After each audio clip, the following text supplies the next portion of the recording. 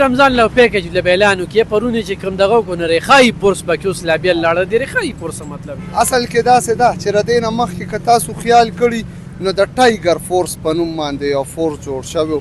صرف او صرف مطلب یې دا انتشار جوړول په ملک کې په ادارو خلاف انتشار جوړول د ریحای فورس مطلب دا دی چې دا کم ورکران دي او دا کم د پی ټی آی کارکنان دي دی له اوس دا یو لولیپاپ ورکه د دې لولیپاپ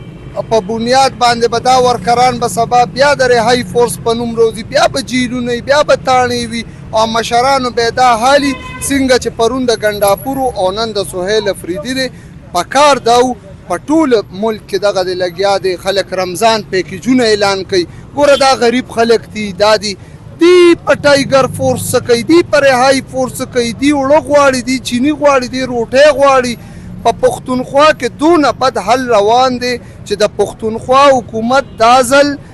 هغه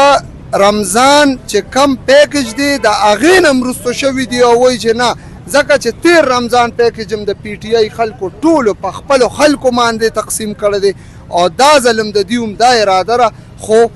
د پښتونخوا خلکو له دا پکار دي چې د دې پالیسو خلاف خپله فیصله روزي او د دې خلاف باقاعده احتجاجونه وکړي چې کم رمضان پیکج په پنجاب کې اعلان کیږي وزیر اعظم اعلان کړی دی واحد یو دا پښتونخوا بدنصیبه صوبه را چې د دې د عوامو دپاره هېڅ پلانینګ دې سره نشته او نه داسې څه ټوس اقدامات شته